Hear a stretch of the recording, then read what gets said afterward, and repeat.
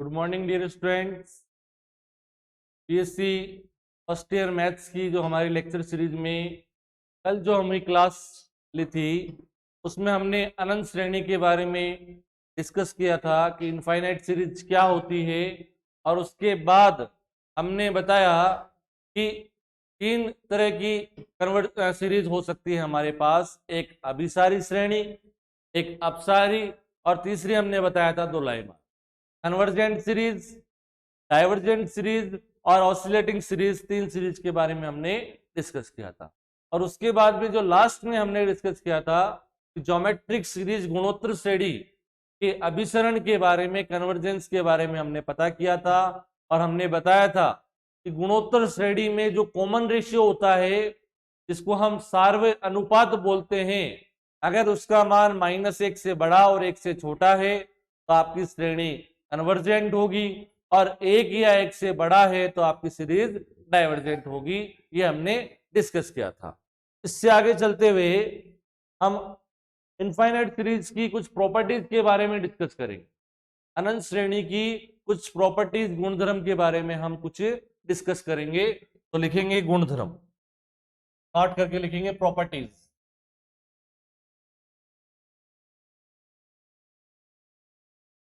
Properties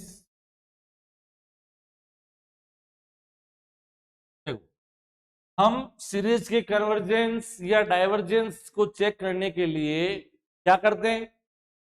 series के partial सम को देखते हैं, उसके n पदों का योगफल देखते हैं और उस पर लिमिट लगाते हैं n टेंस टू इंफिनिटी। मतलब क्या कि पूरे अनंत पदों का योगफल, पूरी सीरीज का योगफल, पूरी श्रेणी का योगफल, और पूरी श्रेणी का योगफल अगर फाइनाइट है तो हम कहते हैं वो सीरीज अभिसारी है, कन्वर्जेंट है। पूरी सीरीज का योगफल अगर अपरिमित है, इनफाइनाइट है, तो हम ये कहते हैं कि वो सीरीज डाइवर्जेंट है।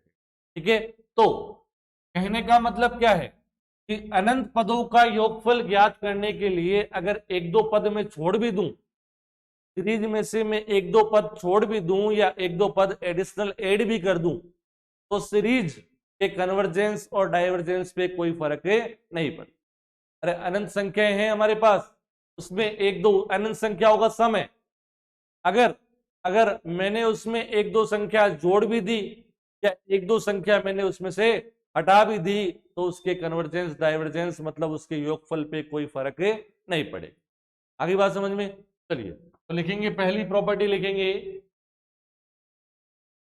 पहली प्रॉपर्टी लिखेंगे अनंत श्रेणी, अनंत श्रेणी समेशन un, अनंत श्रेणी समेशन un में परिमित संख्या में परिमित संख्या में पद जोड़ने या हटाने पर हटाने पर हटाने पर श्रेणी के अभिसरण पर श्रेणी के अभिसरण पर कोई प्रभाव नहीं होता। श्रेणी के अभिसरण पर कोई प्रभाव नहीं होता।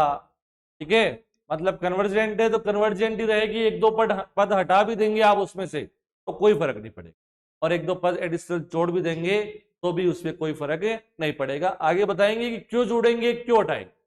ठीक है, वो चीज अपन आगे डिस्कस करेंगे। इंग्लिश में लिखेंगे ऑन omitting और adding, on omitting or adding finite number of terms, finite number of terms in the infinite series summation un, in the infinite series summation un, the nature of series, the nature of series remains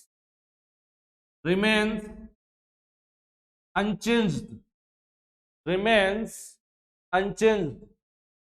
ठीक है भाई, कि परिमित संख्या में अगर हम पदों को हटा दें या पदों को जोड़ दें सीरीज में, तो उसके नेचर पे, उसके प्रकृति पे कोई फर्क नहीं पड़ेगा, उसके कन्वर्जेंस पे कोई फर्क नहीं पड़ेगा। ठीक है, दूसरी बात लिखो नोट में।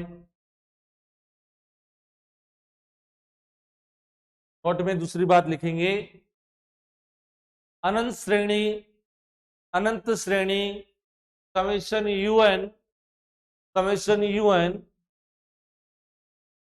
समेशन यूएन को एक परिमित संख्या, एक परिमित संख्या से गुणा करने पर, से गुणा करने पर,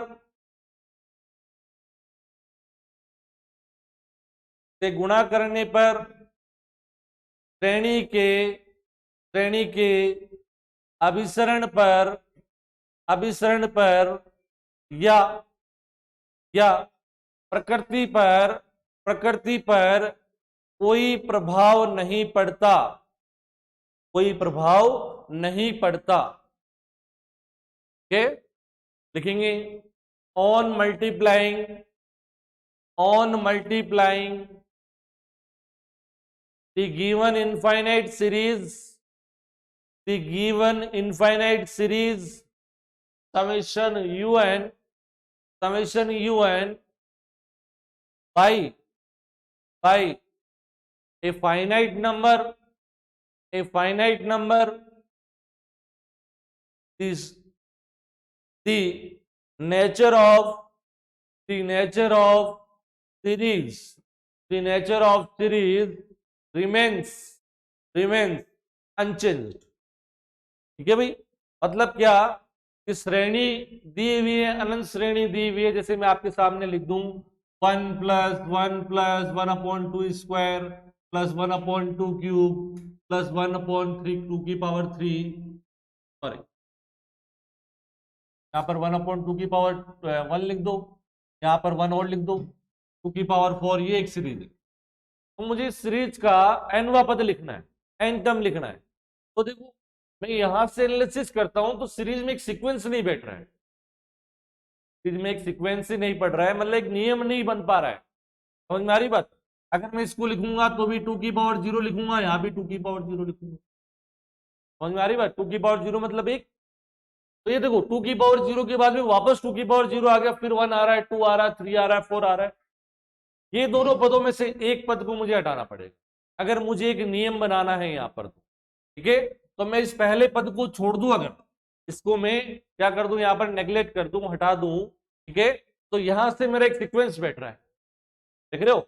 ऊपर तो हमेशा क्या आ रहा है, 1 आ रहा है, ऊपर तो हमेशा क्या आ रहा है, 1 आ रहा है। नीचे देखो 2 की पावर में 0 आया, फिर 1 आया, फिर 2 आया, 3 आया, 4 आया, मतलब एक एक पावर उसकी इंक्रीज होती जा रही है। तो इसका मैं nवां पद लिखूंगा तो मेरे लिए एक नियम बन गया, पहले पद में पावर क्या आ रही है, 0 आ रही है, दूसरे पद में पावर क्या आ रही है, 1 आ रही है, तीसरे पद में 2 आ रही है, मतलब nवें पद में n-1 आए। तो इस श्रेणी का nवां पद किससे डिनोट करते हैं अपन, un से। ऊपर तो आएगा 1 और नीचे 2 की पावर n-1। आई बात समझ में? तो ऐसी कंडीशंस में जहां हमारे पास कोई नियम नहीं बन पा रहा है श्रेणी के लिए, वहां पर अपन एक दो पद अगर हटा भी दे तो सीरीज के कन्वर्जेंस डाइवर्जेंस पे कोई फर्क नहीं पड़ेगा। बात समझ में आई मेरी? ऐसा क्यों कह रहे हैं हम? जरूरत पड़ने पे हम जोड़ भी सकते हैं, जरूरत पड़ने पे हम जोड़ भी सकते हैं और जरूरत पड़ने पर हम वहां से हटा भी सकते हैं। क्लियर बात? चलिए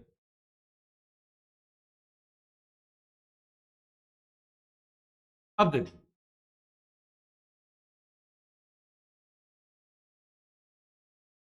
अब एक चीज ध्यान समझेंगे वापस। मैंने क्या कहा कि मेरे पास एक कन्वर्जेंट सीरीज है। हम श्रेणी के, श्रेणी मतलब क्या, अनंत श्रेणी मतलब क्या, ये पहला पद, ये दूसरा पद, तीसरा पद, ये nवां पद, मतलब अनंत पदों के इस व्यंजक को हम सीरीज कहते हैं, ये आप सबको पता है। इसमें हर एक पद एक निश्चित नियम के अनुसार है। अभी देखा मैंने आपको बताया कि एक पर्टिकुलर रूल है बेटा, पर्टिकुलर रूल है, उसमें उस रूल के अकॉर्डिंग वो हर एक टर्म क्या हुई है, लिखी गई। ठीक है, तो यहां पर हम क्या करते हैं, एसएन डिफाइन करते हैं, बता रखा है आपको सबको। एसएन का मतलब क्या, आंशिक पदों का योगफल, पार्शियल सम। पार्शियल सम मतलब इस श्रेणी के n पदों का योगफल। इस पे मैंने लिमिट लगाई, इस पे मैंने लिमिट लगाई, मतलब क्या, इस पे लिमिट लगा दी n tends to infinity. n क्या था यहाँ, n क्या था यहाँ, पदों की संख्या। n को मैंने कह दिया टेंस टू इंफिनिटी, मतलब क्या, इस योगफल में कितने पद हो गए अब, अनंत पद। अनंत पद मतलब इस पूरी श्रेणी का योगफल, इस पूरी श्रेणी का योगफल। आगे बात समझ में, इस पूरी श्रेणी का योगफल एस से डिनोट करते। अगर सीरीज कन्वर्जेंट है तो इसका मान फाइनाइट आता है, अगर सीरीज कन्वर्जेंट है तो इसका मान क्या आता है, परिमित आता है, यह हमें पता है। अब मैं अगर कहूं Sn-1 क्या है, श्रेणी के n-1 पदों का योगफल, u1 plus u2 up to un-1। इस पे मैं लिमिट लगा दूं n टेंस टू इंफिनिटी, तो इसका मतलब भी क्या है, इसका मतलब भी क्या है, अरे n का मान टेंस टू इंफिनिटी मतलब क्या है, इस योगफल में पदों की संख्या अनंत हो गई, तो वही पूरी श्रेणी का योगफल। और अगर आपकी श्रेणी अभिसारी है तो श्रेणी का योगफल, पूरी श्रेणी का योगफल किससे डिनोट किया आपने, एस से, फाइनाइट नंबर आएगा। मतलब क्या है कि अगर आपकी सीरीज कन्वर्जेंट है तो चाहे एसएन पे लिमिट लगा दो, चाहे Sn-1 पे लिमिट लगा दो, उसका जो योगफल है उसका मीनिंग एक ही है कि अनंत पदों का योगफल। बात समझ में आ गई मेरी, ठीक है। तो इन दोनों का मान क्या है, समान, इन दोनों का मान क्या है, समान है। अब मैं आपको एक इंपॉर्टेंट थ्योरम कराने जा रहा हूं, श्रेणी की कन्वर्जेंस के बारे में एक इंपॉर्टेंट थ्योरम कराने जा रहा हूं, ठीक है।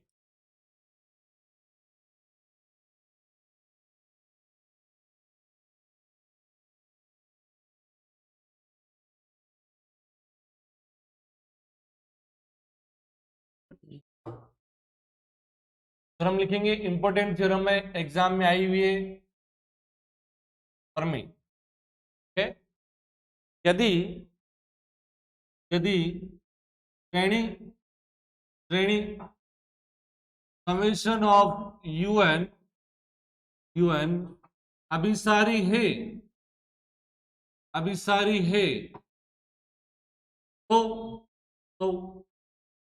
Limit n tends to infinity, n tends to infinity, un बराबर क्या होगा, देखो, if series summation un, if series summation un is convergent, is convergent, is convergent, then limit n tends to infinity, u1 is equals to 0। u1 क्या होता है बेटा, अरे श्रेणी का nवां पद, u1 u2 u3 u4, summation का मतलब योगफल, तो एक साथ लिख दिया हमने, ये nवां पद लिखा है। मैंने आपको पहले ही दिन बताया था कि श्रेणी को दो प्रकार से रिप्रेजेंट किया जाता है, एक तो मैंने अभी लिखा योगफल के रूप में, एक समेशन के रूप में। समेशन में लिखा मतलब ये nवां पद है, n बराबर 1 रखोगे पहला पद, n बराबर 2 दूसरा पद, तीसरा पद 4 चौथा पद, इस तरह से आ जाएंगे। और योगफल का मतलब होता है योगफल, बीच में प्लस आता जाएगा, ठीक है। और इस समेशन फॉर्म में तो लिखा हुआ ही है। तो क्या कह रही है थ्योरम कि अगर आपकी ये श्रेणी कन्वर्जेंट है, आपकी ये दी गई श्रेणी अगर कन्वर्जेंट है, तो इसके nवें पद पे लिमिट लगाओगे n टेंस टू इंफिनिटी, तो हमेशा 0 आएगा। मतलब क्या है कि ये श्रेणी के अभिसारी होने के लिए आवश्यक प्रतिबंध, नेसेसरी कंडीशन है, it is the necessary condition for the convergent of series summation un, okay, for the series summation un to be convergent, ऐसे भी हम बोल सकते हैं। क्लियर बात, मतलब क्या, ये श्रेणी अगर कन्वर्जेंट है तो आवश्यक रूप से ये पद 0 आएगा, इस लिमिट का मान 0 आएगा ही आएगा।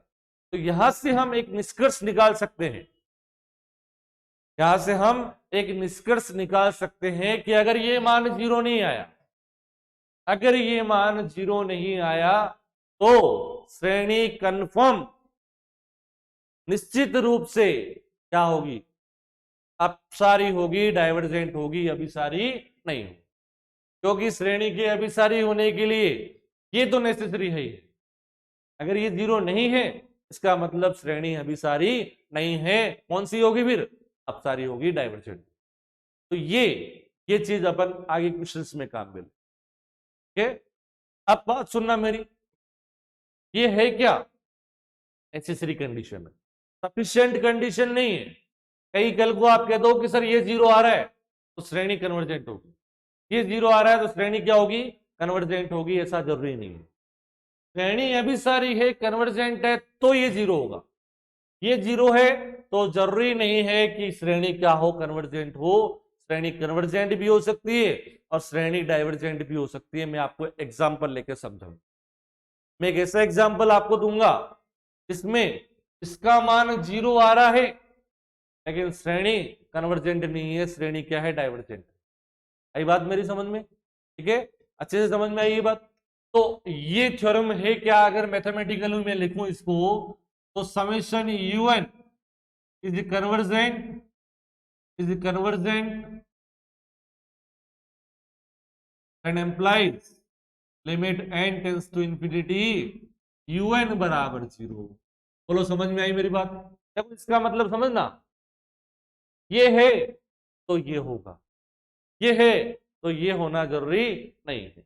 बात समझ में आ गई मेरी? श्रेणी अभिसारी है तो ये जीरो जरूर होगा। ठीक है बात, चलो इसको प्रूफ करते हैं। तो मैं मान लेता हूं कि मेरी श्रेणी क्या है भाई, अभिसारी। ठीक है, श्रेणी अभिसारी है, मैं ये मान लेता हूं। तो लिखें, माना माना श्रेणी समेशन un अभिसारी है। Let the series summation un is convergent. बता दूंगा मैं अभी, ठीक है, साथ साथ में जो बोलता जा रहा हूं उसको समझते जाए। ठीक है, मैं वापस से इंग्लिश में पूरा लिखवा और आप लोग समझते जाए साथ साथ। मैंने सीरीज को क्या अभिसारी मान लिया है, मुझे क्या सिद्ध करना है ये तो मैं आगे लिख भी देता हूं। तो हमें सिद्ध करना है कि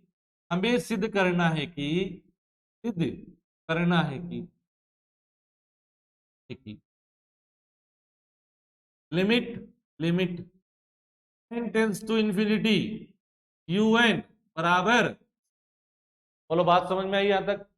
क्या दिया हुआ है, हमें क्या निकालना है, वो सारी चीजें हमने लिख ली। अब सर un कैसे आएगा? un तो un, अगर मैं लिखना चाहूं n वापस तो un लिख दिया, लेकिन un को किससे रिलेटेड करना है मुझे, श्रेणी के कन्वर्जेंस। अब थोड़ा सा अपडेट हुई है, अपने आप को अपडेट कीजिए। इस तरह श्रेणी के अभिसरण के बारे में अपन कैसे पता करते थे, श्रेणी के n पदों का योगफल लिखते थे, उस पर लिमिट लगाते थे, अगर वो फाइनाइट आ गया तो हम कहते थे सीरीज क्या है, कन्वर्जेंट। तो श्रेणी के n पदों का जो आंशिक योगफल आप बोलते हो, पार्शियल सम जो बोलते हो, वो हम फाइंड आउट करें या तो देखो नाउ। अब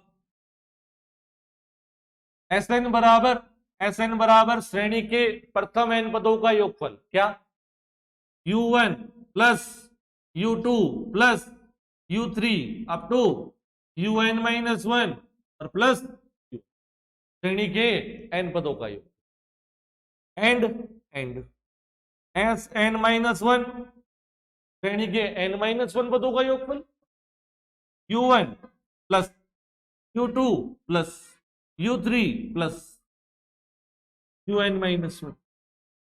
मुझे क्या चाहिए, un। मैं इस पूरे योगफल में से ये घटा दूं, केवल क्या बचेगा, यहाँ un बचेगा। चलिए सर, तो un बराबर आ गया सर ये माइनस ये Sn माइनस 1। लिमिट लगा दो un पे, limit n tends to infinity un बराबर limit n tends to infinity Sn minus 1। आई बात समझ में? चलो सर अलग अलग करके लिख दो इसको। तो इधर लेफ्ट हैंड साइड तो एज इट इज रहेगा, limit n tends to infinity un और इधर अलग अलग करके लिख देता हूं limit n tends to infinity S N minus limit n tends to infinity S N minus 1। तो बात समझ में आई मेरी अच्छे से। आपने ऊपर क्या मान रखा है सर? आपने ऊपर मान रखा है मेरी श्रेणी क्या है? कन्वर्जेंट। कन्वर्जेंट है मतलब पूरी श्रेणी का योगफल में अगर करता हूं तो वो एक परिमित राशि प्राप्त होगा। अभी मैंने बताया आपको इस थ्योरम से पहले जस्ट सही एन पदों के योगफल पे लिमिट लगा दो, सही n-1 पदों के योगफल पे लिमिट लगा दो। ये भी पूरी श्रेणी का योगफल है और ये भी पूरी श्रेणी के योगफल को प्रदर्शित कर रहा है और दोनों का मान एक परिमित संख्या प्राप्त होगा क्योंकि आपकी श्रेणी क्या है? अभिसारी। तो मैं यहां लिख रहा हूं सिंस करके, since limit n tends to infinity S N का मान और limit n tends to infinity S n minus 1 दोनों का मान एक परिमित संख्या s आएगा, फाइनाइट नंबर s। आई बात समझ में? अरे सिंबल दे रहे हैं s लिख दो l लिख दो कुछ भी लिख दो, मतलब एक लिमिट की वैल्यू है, ठीक है? क्योंकि ये भी अनंत पदों के योगफल को डिनोट कर रहा है और ये भी अनंत पदों के योगफल को, और पूरी श्रेणी का योगफल एक परिमित संख्या है। ये भी पूरी श्रेणी का योगफल है और ये भी पूरी श्रेणी। यहां से क्या हो गया? s माइनस s इज, बोलो समझ में आया? Limit n tends to infinity un बराबर, ये प्रूफ करना था। हमने श्रेणी को क्या माना? कन्वर्जेंट माना। और हमने क्या दिखाया कि श्रेणी कन्वर्जेंट है तो निश्चित तौर पर उसके nवें पद पे लिमिट लगाओगे, क्या आएगा? 0 आएगा। क्लियर? चलो उतारो। हिंदी वाले बच्चे लिखेंगे एज इट इज, इंग्लिश वाले यहां से लिखेंगे solution. Let series summation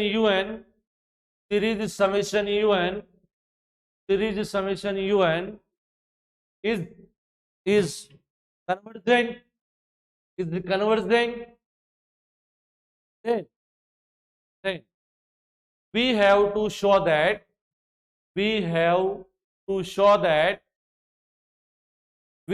show that लिख लो, चाहे we have to prove that, एक ही बात है। we have to show that limit n tends to infinity un is equal to 0। ठीक है, फिर ये लिख लो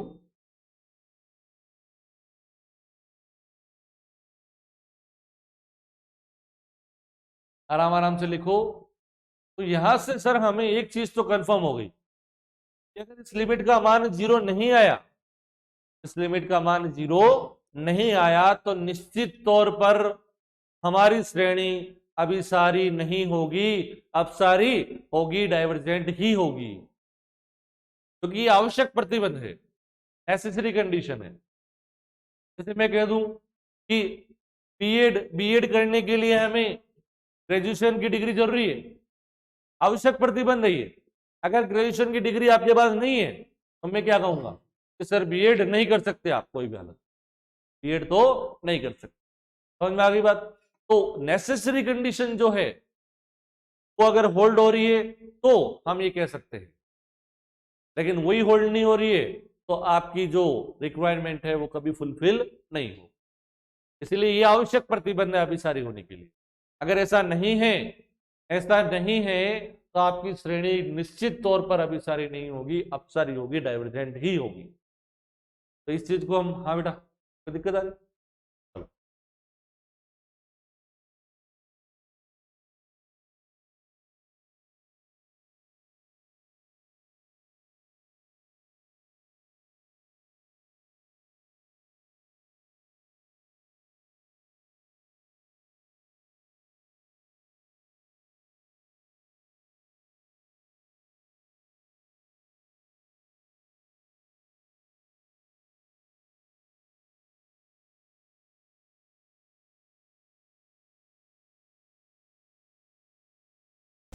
इसका कन्वर्ट पार्ट प्रूफ होना जरूरी नहीं है, ट्रू होना जरूरी नहीं है कि अगर ये 0 हो तो ये 0 देख के आप नहीं कहोगे कि ये श्रेणी क्या है, कन्वर्जेंट।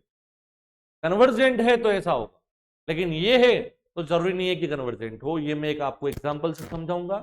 ठीक, जब उसके बारे में पूरी जानकारी दे देंगे तब मैं आपको ऐसा एग्जांपल एक लेके बताऊंगा जिसमें ये तो जीरो आ रहा है लेकिन सीरीज कन्वर्जेंट नहीं। ठीक है, तो नोट करके लिखेंगे, नोट करके एक चीज लिखेंगे, उसको मैं एग्जांपल से आपको फिर समझाऊंगा और बाद में।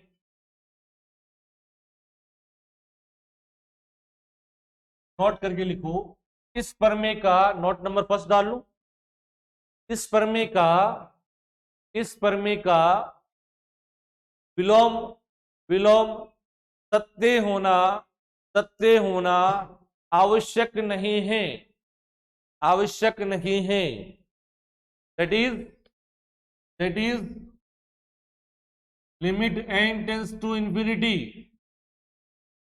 un बराबर जीरो है, तो ऐसा ऑलवेज, ऐसा ऑलवेज ट्रू नहीं है, ऐसा ऑलवेज होना जरूरी नहीं है कि समेशन un इज कन्वर्जेंट, ये ऐसा होना जरूरी नहीं है। एक क्रॉस लगा दिया, इसका मतलब क्या है, एम्प्लाइज होना जरूरी नहीं है। ठीक है, तो ये लिख लेंगे दैट इज करके। इंग्लिश वाले बच्चों लिखो पहला point, the converse of, the converse of this theorem, of this theorem is not, not necessarily, not necessarily true, not necessarily true। okay? इस प्रमेय का विलोम सत्य होना आवश्यक नहीं है। The converse of this theorem is not necessarily true. ठीक है भाई, ये पहली बात हो गई। दूसरी बात लिखो, ये वाली चीज भी लिख लो साथ के साथ। दूसरा पॉइंट डालो नोट में कि सर हमें इतना तो विश्वास हो गया कि अगर ये जीरो, अगर ये जीरो नहीं आया तो निश्चित तौर पर हमारी श्रेणी कन्वर्जेंट तो नहीं होगी, डाइवर्जेंट ही होगी, क्योंकि कन्वर्जेंट होने के लिए ये चीज तो नेसेसरी है ही है, जीरो आना जरूरी है ही है, ये नेसेसरी है। ठीक है, चलिए तो सेकंड नंबर पे लिखेंगे, यदि, यदि limit n tends to infinity, n tends to infinity un not equal to zero, zero नहीं है, that implies summation un divergent, is a divergent. मैं हिंदी में लिखवा दूंगा। यदि limit n tends to infinity un not equal to zero, that implies summation un अपसारी है, अपसारी, अपसारी डाइवर्जेंट सीरीज, अपसारी है। ठीक है, अब क्वेश्चन देखो एक, कि हम उसमें योग एनवे पद पे लिमिट लगाएंगे और एनवे पद पे लिमिट लगाते ही वो जीरो नहीं है और जीरो नहीं है, तो हम निश्चित तौर पर ये कह देंगे कि सर ये सीरीज कन्वर्जेंट तो नहीं है, ये सीरीज निश्चित तौर पर डाइवर्जेंट ही होगी। ठीक है भाई, देखिए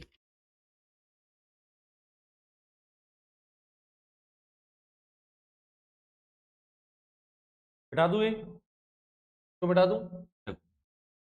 10th बी एक्सरसाइज से हमारे सिलेबस में है सीरीज, 10th ए एक्सरसाइज सीक्वेंस है, सीक्वेंस अनुक्रम, वो हमारे सिलेबस में नहीं है, हमारे सिलेबस में है सीरीज। कहां से चालू हो रही है, 10th बी एक्सरसाइज से, यूनिट नंबर फर्स्ट। ठीक है, यूनिट नंबर फर्स्ट ही चालू की है हमने, और पहली यूनिट में 10वां चैप्टर है, सीधा पूरा 10वां चैप्टर पूरी एक यूनिट बन रहा है। ठीक है, यहाँ से लगभग 1.5 क्वेश्चन मिलता है, हमें एक करना होता है, तो अपन पूरी सारी एक्सरसाइज एक एक क्वेश्चन करेंगे। 10th बी क्वेश्चन नंबर 1 देखो, क्वेश्चन कैसे आएगा, निम्न श्रेणी के अभिसरण के बारे में जांच कीजिए। ठीक है, क्या कहते हैं, test for the convergence of the given series. ठीक है, तो गिवन सीरीज है उसके लिए कन्वर्जेंस के लिए टेस्ट करना है कि सीरीज डाइवर्जेंट है या कन्वर्जेंट है। ठीक है, पहला क्वेश्चन, पहला क्वेश्चन है आपके सामने, सीरीज दे रखी है इनफाइनाइट सीरीज, और हमेशा ध्यान रखना, हमेशा ध्यान रखना आपको इनफाइनाइट सीरीज ही दी जाएगी, अनंत श्रेणी है हमारे सिलेबस में। ठीक है, उस श्रेणी में अनंत पद ही होंगी। 2/3 3/4, 4/5, और ऐसे ही ये अनंत तक चलती जा रही है। ठीक है भाई, चलो देखो ध्यान से समझेंगे मेरी बात को। श्रेणी को बेटा हम किस फॉर्म में लिखते हैं? पहले फॉर्म लिखो, लेट समेशन ऑफ यूएन, ये होता है समेशन यूएन, जहां पर यूएन क्या होता है? एनवा पद। समेशन में एन बराबर 1 से अनंत लगाने की जरूरत नहीं है, क्योंकि हमारे पास जो भी श्रेणी है वो अनंत श्रेणी है, इसमें इंडेक्स लगाने की जरूरत ही नहीं है। एन बराबर 1 से अनंत बिल्कुल हमेशा वही रहेगा। क्लियर? इसको ऐसे लिख देंगे, पहला पद क्या है भाई?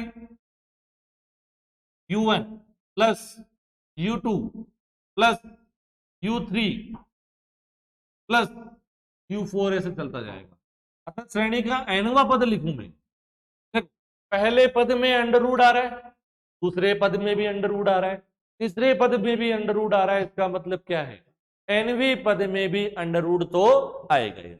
अंडर रूट लगा दिया सर, ये लो। अब अंडर रूट के अंदर एक फ्रैक्शन आ रहा है, एक भिन्न आ रही है। ठीक है, ऊपर की तरफ देखिए हम, ऊपर की तरफ पहले पद में 1, दूसरे पद में 2, तीसरे पद में 3, चौथे पद में 4, तो एनवे पद में क्या आएगा? एन। एनवे पद में क्या आएगा? एन। नीचे देखो, पहले पद में 2, दूसरे पद में 3, तीसरे पद में 4, मतलब जो टर्म लिख रहे हैं हम उससे नेक्स्ट डिजिट लिखी जा रही है। दूसरे में 3 लिखी जा रही है, तीसरे में 4 लिखा जा रहा है, चौथे में 5 लिखा जा रहा है, तो एनवे में क्या लिख देंगे? n+1। आई बात समझ में? इस पे मैं लिमिट लगा दूं डायरेक्ट? अभी मैंने सीखा है, अगर लिमिट लगाने पर इसका मान अगर 0 नहीं आया तो मुझे सोचने की जरूरत ही नहीं, तो साफ साफ कह दूंगा सीरीज कन्वर्जेंट डाइवर्जेंट है, सॉरी डाइवर्जेंट है, अपसारी है। लिमिट लगा के देख लेता हूं, और 0 आ गया अगर, तो फिर मुझे नहीं पता कि कन्वर्जेंट है या डाइवर्जेंट। फिर कोई दूसरा टेस्ट तो सोचेगी कि कैसे पता करें। फिलहाल एक बार लिमिट लगा के देखते हैं। लिमिट लगाए सर, चलो। तो लिमिट लगाई मैंने इस पे, limit n tends to infinity un बराबर limit, limit n tends to infinity root of n+1। देखो ये वाला पद तो ऐसे रहेगा, इसका मान हमें ये ज्ञात करना है। देखो कभी भी किसी भी वेरिएबल पे लिमिट लगाते हैं हम इंफिनिटी, तो उसको 1/n में लिखने की कोशिश करते हैं। मैं 2 दिन से एक चीज समझा रहा हूं आपको, ताकि 1/इंफिनिटी क्या बन जाए? 0 बन जाए। अगर 1/n में नहीं लिखा हुआ तो इंफिनिटी रहेगा वो, और 1/n में लिख दिया आपने तो वो 0 बन जाएगा। समझ में आई बात? चलो, लिख सकते हैं तो लिख देंगे अंडर रूट में, ऊपर है, नीचे में इस पद से n कॉमन ले लूं, n कॉमन लूंगा, ये n, यहां क्या हो गया बेटा? 1 1, और आगे वाले में 1/, ये n से ये n कैंसिल हो गया। अब लिमिट लगा दो, अंडर रूट में 1 ऊपर 2 और नीचे limit, limit n tends to infinity 1+1/n, 1+1/n। Limit लगा दे, लगेगी 1/इंफिनिटी, केवल यही लगेगी, और 1/इंफिनिटी हो गया 0। यहां कह रहा है क्या? 1+0 1, ऊपर भी 1, और अंडर रूट में 1 का मान 1, 0 नहीं, 0 नहीं, और 0 नहीं है इसका मतलब क्या है? कि निश्चित तौर पर ये दी गई श्रेणी डाइवर्जेंट ही है, कोई चांस ही नहीं है इसके कन्वर्जेंट होने का, क्योंकि उसकी नेसेसरी कंडीशन थी, वही ये सेटिस्फाई नहीं कर रहा है। समझ में आ गई बात? That employees series summation un is divergent, इसे डाइवर्जेंट। ठीक है बेटा, इज डाइवर्जेंट। देखिए इस तरीके से हम चेक करेंगे, तो चीजें जो जो मैं बोलता जा रहा हूं उनको आप बिल्कुल फिक्स करते जाएं, उन चीजों को दिमाग में स्थिर करते जाएं कि हाँ ऐसा टेस्ट भी हम कर सकते हैं।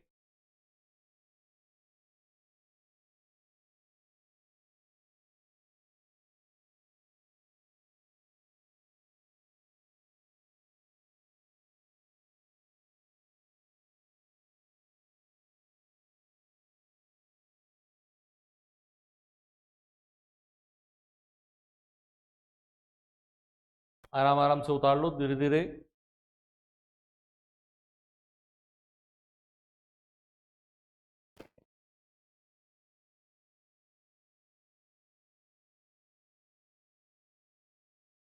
हमारे आ रहा है बेटा समझ में? कुछ कुछ समझ में आएगा।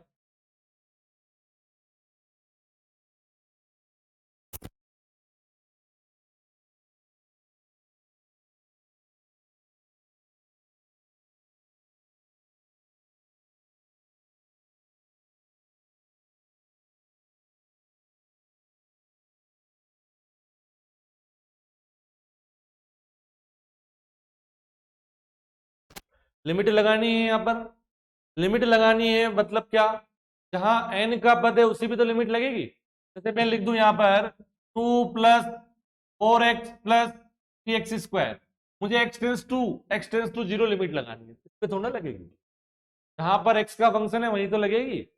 इसको तो मैं 2 plus limit x tends to 0 4x plus limit x tends to 0 3x square, ऐसे ही यहां पर n का पद कौन सा बचा हमारे पास, यही तो बचा केवल यहाँ पर के डिनोमिनेटर में यही बचा है हमारे पास, इसीलिए वो लिमिट हम या अंदर लिख दो चाहे बाहर लिख दो एक ही बात, ठीक है, क्योंकि इस 1 पे लगेगी नहीं, अंडर रूट पे लगेगी नहीं, हाँ लगनी केवल इस पद पे लगनी है, तो चाहे अंदर लिख दो चाहे बाहर लिख दो, यहां पर एक ही बात है।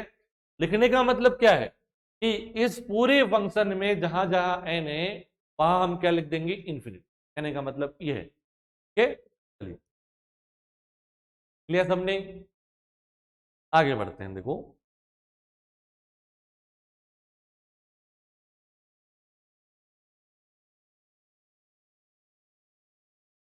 अब देखो नोट करके एक रिजल्ट मैं आपसे एस्टेब्लिश करवा रहा हूं यहां पर, वो लिखेंगे क्योंकि वो बहुत जगह काम में आएगा हमारे पास, बहुत जगह हमारे पास काम में आएगा वो रिजल्ट, इसलिए अपन उसको एस्टेब्लिश करते हैं।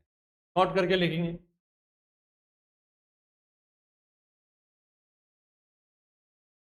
Limit limit n tends to infinity 1 plus a upon n की पावर n बराबर e की पावर a, ये रिजल्ट है, इसको मैं प्रूफ करवाऊंगा कैसे आए, ठीक है।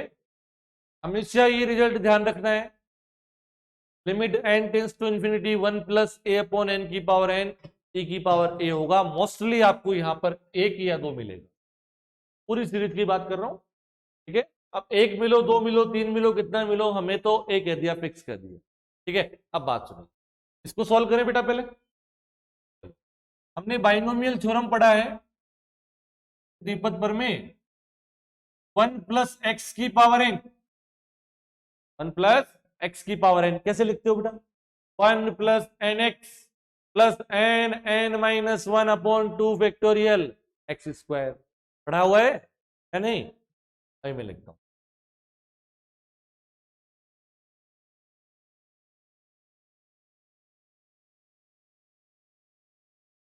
हमने पढ़ा हुआ है 1 प्लस एक्स की पावर n, जहां पर ये जो x है उसका मोड लेस देन 1 होना चाहिए, ठीक है। 1 plus n x plus n minus 1 upon 2 factorial x square plus n minus 1 n minus 2 upon 3 factorial x cube, और इसी ऑर्डर में हम चलते रहेंगे, ठीक है, इसी ऑर्डर में हम चलते रहेंगे। यहां पर x को हम कह दें a अपॉन n, और n तो n है, तो देखो लिख रहा हूं 1 प्लस n x मतलब a upon n plus n minus 1 upon 2 factorial square a upon n का square plus n minus 1 n minus 2 upon 3 factorial a upon n की पावर 3, और इसी ऑर्डर में हम बेटा चलते रहेंगे। थोड़ा सा सिंप्लीफाई कर ले इसको, चलो सिंप्लीफाई करते हैं, यहीं पे लिख लेते हैं सिंप्लीफाई करके। देखो ये n से ये n कट जाएगा, चल कर दिया, 1 प्लस a रह गया, ठीक ना।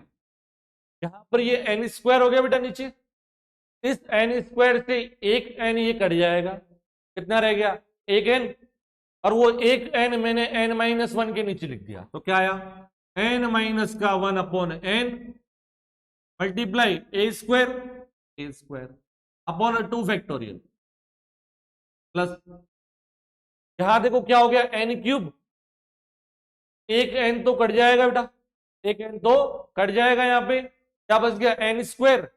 एन स्क्वायर को मैंने एक एन इसके नीचे और एक एन इसके नीचे लिख दिया। मतलब कैसे, एन माइनस का 1 एन माइनस 2 अपॉन एन गुणा एन, एन गुणा एन, और क्या रह गया यहां पर ए क्यूब, तो यहां पर 3 फैक्टोरियल, ए क्यूब अपॉन 3। ऐसे ही आगे, आगे क्या होगा, एन की पावर 4, उसमें से एक कट जाएगा और 3 वेक्टर रहेंगे, n minus 1 n minus 2 n minus 3, तीनों के नीचे एन एन एन लिख देंगे, ठीक है, और एक ही पावर 4/4 फैक्टोरियल, ऐसे ही चलता रहेगा ये कंटिन्यूशन। बात समझ में आई मेरी? चलो इसको सोल्व कर लेते हैं थोड़ा। 1 प्लस ए अपॉन एन की power n, 1 plus a plus, देखो n upon n 1 minus 1/n, 1 minus 1/n, a square upon 2 factorial. यहां देखना, इस एन से भाग देंगे यहां, तो 1 माइनस 1/n, यहां भाग देंगे तो 1 माइनस का 2/n मल्टीप्लाई ए क्यूब अपॉन 3 फैक्टोरियल, और ऐसे ही आगे वाले में 1 minus 1/n, 1 minus 2/n, 1 minus 3/n, ए की पावर 4/4 फैक्टोरियल, ऐसे ही चलता रहेगा। ठीक है बेटा, अब इस पे लिमिट लगा रहा हूं मैं, limit n tends to infinity, limit लगा रहा हूं n tends to infinity, limit n tends to infinity अगर मैं लगा दूं यहां पर, तो 1 प्लस ए अपॉन एन की पावर एन, लिमिट लगाओगे बेटा तो देखो 1/इंफिनिटी, जहां जहां एन है वहीं लगा रहे, क्योंकि बाकी का मतलब ही नहीं। 1/इंफिनिटी, ये 0 हो गया, क्या रह गया यहां पर, गुणांक 1, ये 0, ये भी 0, 1 मल्टीप्लाई 1 1 रह गया, आगे वाले में 1/1 माइनस एन 0 0, 3/n भी 0, 1 मल्टीप्लाई 1 मल्टीप्लाई 1, मतलब हर जगह ये जो फैक्टर्स है इनका मान 1 हो जाएगा लिमिट लगाते, क्योंकि सब में 1/n 2/n 3/n 4/n वो वैल्यू तो 0 हो जाएगी और 1 बचेगा केवल, और 1 मल्टीप्लाई 1 मल्टीप्लाई 1 सब 1, तो क्या रह गया, देखो यहां रह गया 1, यहाँ ए, यहां पर ए स्क्वायर अपॉन 2 फैक्टोरियल, यहां पर ए क्यूब अपॉन 3 फैक्टोरियल, और ऐसे ही इसी क्रम में ये आगे तक चलता रहेगा। ई की पावर एक्स का प्रसार क्या होता है बेटा, 1 plus x square upon 2 factorial plus x cube upon 3 factorial plus x की पावर 4/4 फैक्टोरियल, यहां पर एक्स की जगह ए है, तो ये क्या हो जाएगा, ई की पावर ए। बताओ समझ में आया मेरी बात, सारो बेटा लिख लो इसको, क्योंकि कोई भी चीज को अपन लिख रहे हैं अपने को पता होना चाहिए कि वो चीज कैसे आई, जहां तक संभव होगा अपन उसको सॉल्व करके देखेंगे, ठीक है, कुछ स्टैंडर्ड नोटेशन से, तो वो हम जानते हैं, शुरू से जानते आए हैं, 11वीं 12वीं में भी हमने उनके बारे में सुना है, जैसे limit x tends to 0 sine x upon x का मान 1 होता है, सॉल्व करके देख लो, ठीक है, ये चीजें हमारे लिए थोड़ी सी वहां पर भी जानकारी कम थी हमें, इसीलिए हमें इसको सॉल्व करके देखिए कैसे आ रहा है, बाकी लिमिट में आपने लगभग ये सारी चीजें यहां पर पड़ी हुई है।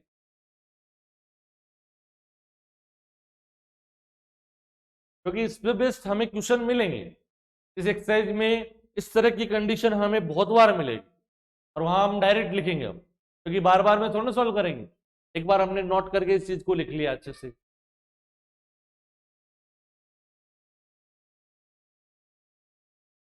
तेरे आ रहा है बेटा समझ में इधर?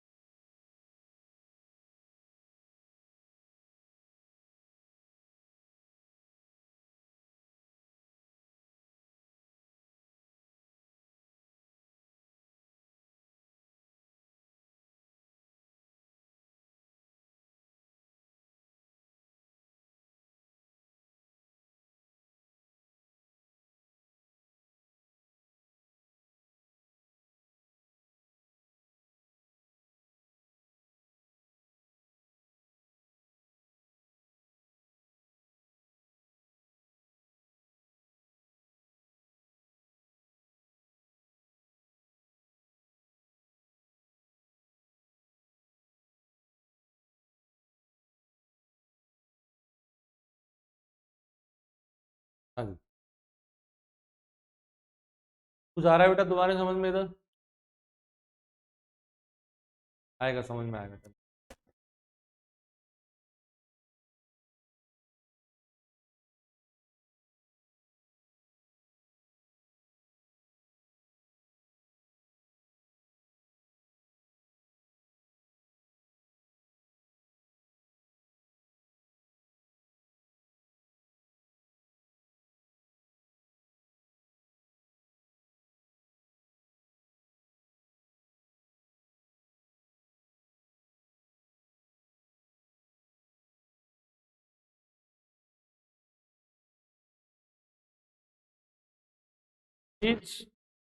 अब एक सीरीज दी हुई है, उसके कन्वर्जेंस डाइवर्जेंस के बारे में हमें पता करना है। हमने लिख लिया भाई, complete. Question number 5 10th B का। मतलब जो टॉपिक हम, जो मेथड हम पढ़ रहे हैं उस पे बेस्ट पूरी एक्सरसाइज में जहां जहां भी सवाल होंगे उसको हम एक साथ उठा लेंगे। ठीक है, फिर नेक्स्ट रूल पढ़ेंगे, फिर उसके सवाल एक जगह कर लेंगे सारे। ठीक है, क्वेश्चन नंबर 5 देखेंगे। आपको एक सीरीज दी हुई है 1 + 1 की पावर 1, 1 + 1/2 की पावर 2, 1 + 1/3 की पावर 3, और इसी ऑर्डर में ये आगे चलता जा रहा है। तो यहां पर हमें बिल्कुल एक नियम दिख रहा है। अगर मैं श्रेणी को समेशन u1 से लिखूं, दैट समेशन u1 बराबर 1 + 1 की पावर 1, 1 + 1/2 की पावर 2, 1 + 1/3 की पावर 3, और इसी ऑर्डर में ये आगे चलता। देखो नियम सा बना हुआ है, इस 1 को, यहां जो 1 लिखा हुआ है, क्या मैं इसको 1/1 लिख सकता हूं? लिख सकता हूं, कोई फर्क नहीं पड़ रहा। तो श्रेणी का पहला पद क्या है? एक पद में, हर एक पद में 2 डिजिट लिखी हुई, एक ये और एक ये फिक्स है। देखो सब में 1 + 1 + 1 + 1 + मतलब क्या है कि nवें पद में भी 1+ की फॉर्म में हो। अब ये डिजिट क्या लिखी हुई है? 1/1, 1/2, 1/3, 1/4, 1/5। पहले पद में नीचे 1, दूसरे पद में 2, तीसरे पद में 3, चौथे पद में 4, तो nवें पद में क्या लिखा जाएगा? इसकी पावर पहले पद में 1, दूसरे में 2, थर्ड में 3, 4, 5 n। और हम इस पे लिमिट लगा देंगे,